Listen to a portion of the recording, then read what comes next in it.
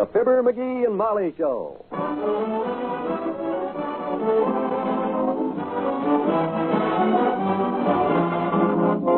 Every weekday at this time, NBC brings you Fibber McGee and Molly transcribed. The show is written by Phil Leslie and Ralph Goodman and directed by Max Hutto.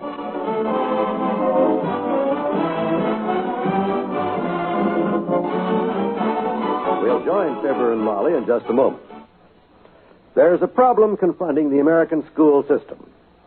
Unless action is taken now, your child may be the victim of overcrowded schools, inadequate teaching, and a lack of facilities. This fall sees the highest school enrollment in America's history. In the next 5 years, more than 5 million additional pupils will be enrolled in our schools. This means we must provide 128,000 additional elementary school teachers and 350,000 additional classrooms. If we do not begin to train these teachers and build these classrooms right now, the increased enrollment will plunge our schools into a chaotic situation. One way in which you can make certain that your child's career is not crippled by faulty preparation is by joining and working with your local civic school group. See to it that your community appropriates enough money for educational purposes. Encourage young people to prepare for the teaching profession. It's up to all of us to help improve the schools. Good citizens everywhere are helping.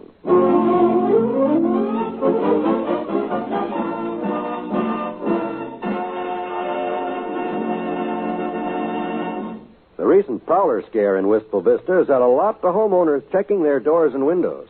Here's one, for instance, giving his front door lock a looking over right now. Let the dance.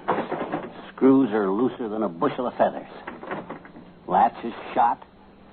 Yep, that lock's got to go, that's all. In fact, I should have done that long. Shoot the door, McGee. Where were you? I wasn't anywhere, Molly. I was just checking this front door lock. It's wore out. Did you just discover that, sweetheart? No, I've been meaning to put a new lock on this door for months. I'm going down to the hardware store right now and pick out a good, strong lock. Fine. I'm going down to the beauty shop in a few minutes myself. You want me to drive you past the hardware store? No, I'd like you to drive me right to the hardware store if it's all the same to you. Okay. And before I forget it, isn't tonight the night we'd ask Doc Gamble over to play canasta? Right. I'm going to pick up some salted nuts and things on the way home because the doctor likes to snack. You said it. A snack to that guy is 40 pounds of peanuts. Get something that ain't greasy, will you? Because Doc Gamble, a bowl of nuts, and a deck of cards is a horrible combination. Go back the car out with you, and I'll get my hat.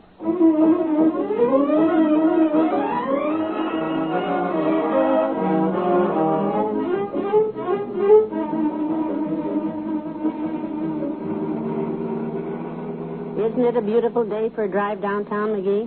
Better keep your eyes on the road, kiddo. You know how dangerous it is with those crazy women drivers. Oh, I don't mean you. I got no worries about your driving. Thank you. Better watch your speed. It's 25 along here, you know. I'm going 20. Oh. Well, you better step it up a little. You get tickets for going too slow, too, you know. You're very thoughtful. We turn here for the hardware store, don't we? Yeah, make a left turn. And look out for that car. I saw him, McGee. Are you all right? Of course. He wasn't even close. Now turn loose of the wheel. Huh? Oh, sure. Didn't notice I had it. Sorry. You handle the driving. I won't say another word. A lot of guys would keep it up, you know that. If this was Mort Toops and you were Mabel, he'd be hollering at every corner, pointing out the traffic lights to you. He's awful. Luckily, I don't have to do that with you. You're alert. You undoubtedly see that red light up ahead there. 3 blocks ahead. And I don't have to tell a careful driver like you that the way to make a smooth stop is to start slowing down right now. Do I? No, dearie. I don't worry about your driving, Molly. After all, I taught you myself. Yes, dearie. Nobody has to remind you to put your hand out when you stop, especially with that cop sitting on his bike over there with a book of tickets and a hungry look. McGee. What do I do now? The light turned green. Oh, you know what to do, kiddo.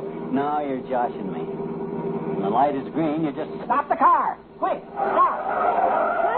What is it? Don't scream at me like that, McGee. The light is green. It scared me half to death. What happened? I dropped my cigar down in the seat cushions. Heavenly day. I want to burn the upholstery. Ah, here it is. Goodness sakes. You see, that's the thing about driving the way traffic is these days. You got to be on your toes every minute on account of because... Where are you going? I'm going to get on my toes and my heels and walk to the beauty shop. Well, if your own driving makes you nervous, okay. Although, personally, with you at the wheel, I feel as safe as a baby. I'll get home all right. You keep the car. I'll see you later. Okay, Tootsie. Ah, there goes a good kid. What the heck's the matter with her? Oh, well, I'll drive on down to the hardware store and pick up a lock for the front door because her safety is the only thing that matters.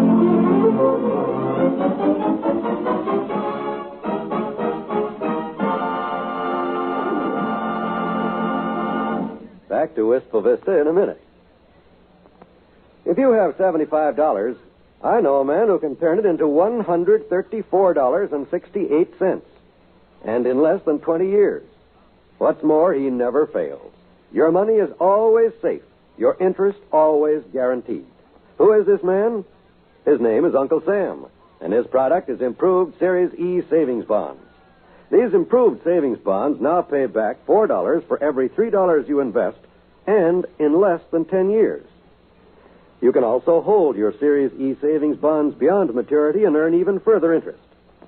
3% interest compounded semi-annually for as long as 10 additional years. How's that for a sound investment? Well, then, why wait any longer? Let your dollars go to work for you now, earning extra dollars for your future. You'll discover. You'll feel more secure tomorrow if you invest in United States savings bonds today.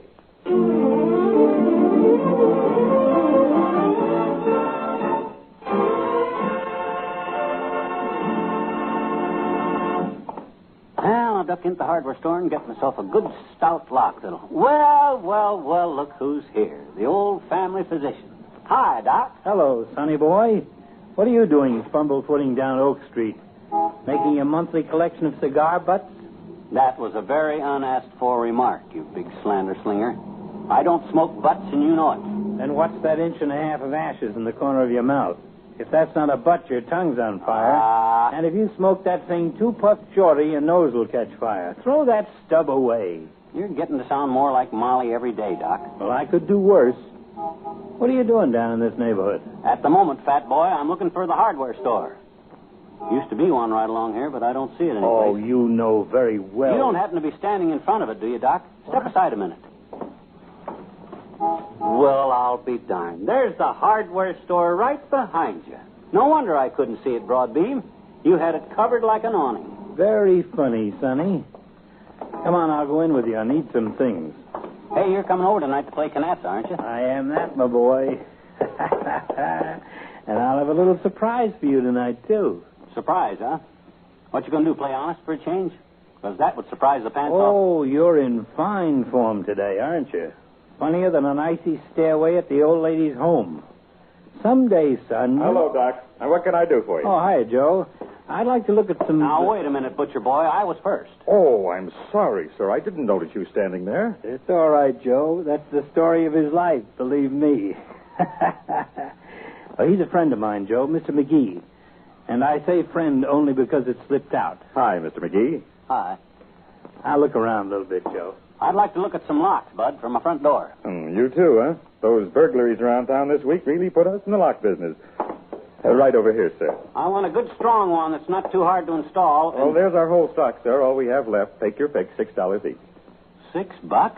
My gosh, they look awful flimsy for $6, Bud. Well, they... Wait a minute. Here's a big, strong-looking one. This lock ought to hold that front door of mine. Yeah. Oh, gee, I'm sorry, sir. I can't sell you that one. Why not? You told me to take my pick. I know, but I forgot that lock was in there. It's not supposed Now, to... wait a minute, Buster. Just a darn minute.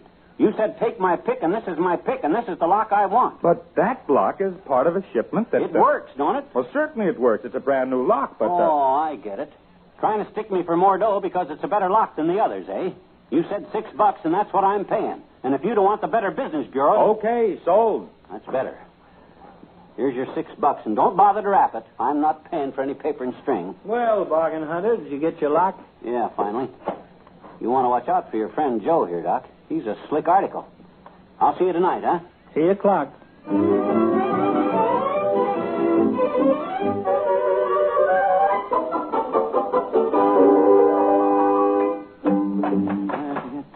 Oh, I had a little razorback I kept him on the shelf. And every time he turned around, he'd strop his little self.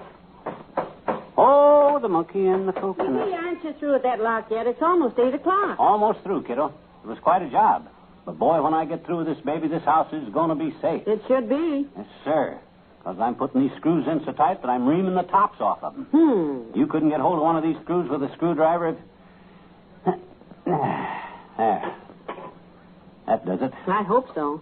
I asked the doctor to be here at 8, and... Hey, he said he was going to bring a surprise tonight, too. He tell you what it was? No, he just said a surprise. Oh, well, his idea of a surprise is to change his necktie. Just let me check this lock now, and then I'll set up the card table. I just push this little button in to lock it. Like that. See? Now I'll go outside and try it. It works swell, Molly. Let me in now, will you? I forgot to bring the key out with me. All right, What did you do to this knob? It came off in my hand. Oh, my gosh. You'll get the key and slide it under the door to me, will you? The box the lock came in. It's on the table there. Oh, dear. Where's the box? Oh, this must be... McGee, there's no key in this box. What? Oh, for the... Hey, raise the window, will you? Help me through, kiddo. That's it. Easy now. All the rotten, cheap tricks. No wonder that guy didn't want to sell me this lock. There's no key for it. I suppose you wouldn't let him explain that to you. No, it looked like a bargain. My gosh, of all the rotten luck. Front door locked. And... Hey, there he is. Look. Ain't that Doc Gamble getting out of his car out there? That's the doctor. Ooh, will you look? He's got a girl with him. Ah, so that's his surprise. I wonder who... Oh, the sly old rascal. Thinks he's got a surprise for us, does he? Boy, oh, boy. Hey, Doc. Oh, McGee, for goodness sake. Front door won't open, Doc. Come on over here to the window. What? I'll have to ask the young lady to give you a leg up, Ducky. If Molly and I can get hold of your shoulders, we can pull you through, and that's...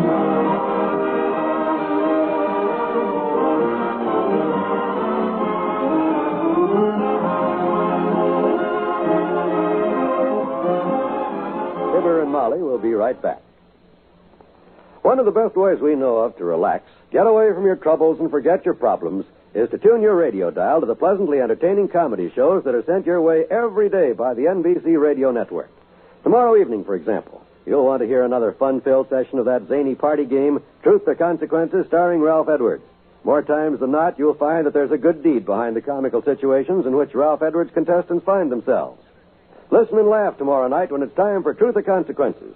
And listen, too, for more family comedy on Father Knows Best, starring Robert Young as Jim Anderson, the beleaguered head of the Anderson household. There's always a riot of fun when Robert Young tries to prove to his radio family that it is Father who knows best. Be sure to hear Father Knows Best tomorrow. The same night, you can hear an entertaining adventure from the Double R Bar Ranch on the Roy Rogers Show. Thursday evening is filled with entertaining radio listening when you set your radio dial to this, your NBC station.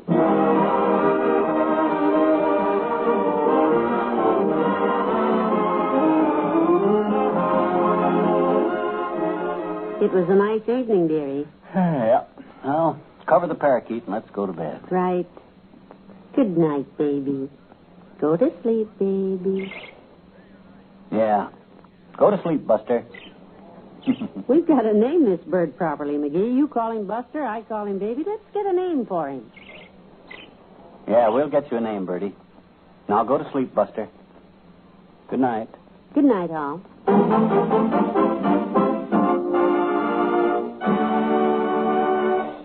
NBC has brought you the Fibber McGee and Molly program, transcribed with Arthur Q. Bryan as Dr. Gamble and Frank Gerstle as the hardware man. This is John Wald inviting you to be with us again tomorrow night for another visit with Fibber McGee and Molly. Now laugh with Can You Top This on the NBC Radio Network.